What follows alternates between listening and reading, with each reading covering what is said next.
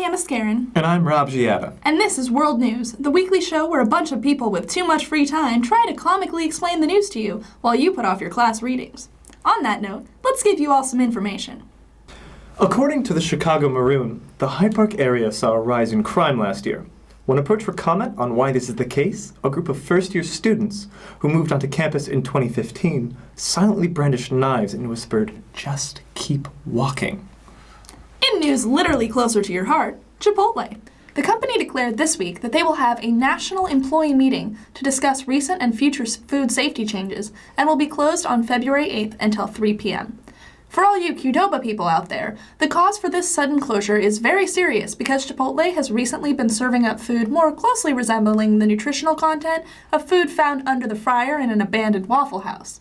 Since August, stores across the nation have been feeding customers dishes containing E. coli and salmonella with over 500 known cases. So, 3 p.m.? Most locations don't even open until 11, leaving employees sitting for a 4-hour meeting that's got to be part luncheon. What can you discuss in less time than it takes to fix an industrial dishwasher? Nothing really, just people saying, what are they gonna do? Switch to Taco Bell? Speaking of fast food, researchers from Massachusetts General Hospital will be conducting a research study in March about the effects of gut bacteria on weight. By transplanting the gut bacteria of a lean, healthy person into an obese subject, it may be possible to jumpstart weight loss. The best part? The transplant is easy, non-invasive, and takes about 2 seconds. All you have to do is ingest a fecal microbiota transplant capsule. That's right, a poop pill. The experiment is the easy part, however. The biggest problem these scientists are going to face is convincing a bunch of people to literally eat shit. Beauty is pain, I guess. Also this week, the Powerball reached crazy high levels, with the jackpot being over $1.6 billion. There were, of course, some people who were radically disappointed, like a nurse in Pomona, California, who celebrated with her elderly patients after she had been texted a photo of a winning $1.5 billion Powerball ticket by her son. After buying a round of cranberry juice for the seniors with her newfound wealth, the nurse was called by her daughter and told that the win was a prank. Eyewitnesses report that the distinctive sound of a man's name being scratched out of a will could be heard from the nurse's residence that night. On Friday, the jackpot was finally claimed by Tennessee couple John and Lisa Robinson, who wanted to use their lump sum of $327 million to pay for their mortgage, Lisa's student loans, and return to the soul-sucking world of corporate America. When asked why, the couple simply answered, "Why not?" in true Tennessee non-confrontational fashion. It's not as if they would have much money left over after paying off the student loans anyway. Maybe they could get some Chipotle.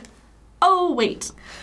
In light of the jackpot growing so big, many phony Powerball tickets have been floating around social media sites such as Facebook and Twitter, begging for likes and shares to get a share of the jackpot. You know what I'm talking about. Your mom shared one too. My mom shared one too. A share for a share, she says. If only she would say that to my younger sister when she won't pass the potatoes at Thanksgiving dinner. Finally, we move on to Oregon, that state you only think about when you're watching a show about hipsters or twins hunting the paranormal. As you've probably heard, there is some kind of standoff going on in the state. It all started when 2 Oregon ranchers, father and son, Dwight and Stephen Hammond, were convicted for arson in regards to setting fire to federal land in 2001 and 2006. Under Oregon law, the punishment is 5 years in prison. However, the original ruling gave the 2 of them reduced sentences. That was all well and good, until a new ruling determined that the pair must carry out the remainder of their sentence starting in the new year. Happy holidays to them. Now we get into the real country-fried meat of the story. You may remember this guy, Cliven Bundy. He was the guy who was illegally cattle ranching on government property in Nevada, which resulted in an armed standoff around the land he was using. Well, it seems that crazy runs in his family, because his son, Ammon, is running the show in Oregon. In response to the government protecting the land it legally owns, Ammon has taken the only logical course of action, which is taking over a bird sanctuary that is miles away from any major settlement, apparently. It's like when an angsty teenager locks herself in her room because mom is like, so unfair. On one hand, it's annoying for the parents. On the other hand, neither parent really cares. Consequently, it should come as no surprise that both the local and federal governments have done absolutely nothing, even when the daughter is armed and, if pressured, will resort to violence. That's not to say there hasn't been any response at all. Social media has been abuzz about how these ranchers are called protesters, while minority groups are often labeled as thugs or terrorists. The militia group has now been dubbed Al-Qaeda as they wage their jihad on the United States government. Personally, we do not see how anyone can associate a group that uses a specific interpretation of a foundational document to justify violence with radical extremism.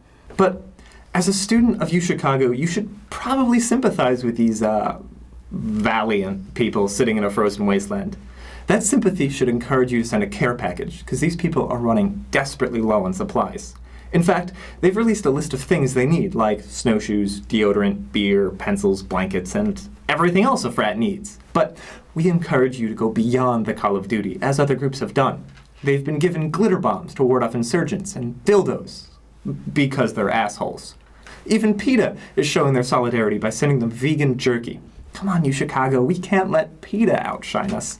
Send all of your useful items to this address. That way we can keep this, UChicago, as the only place where rugged individualism is taken to its theoretical ends. Well, that's our show. Remember, you may be where fun goes to die, But we're hopelessly trying to resuscitate it. Enjoy your day.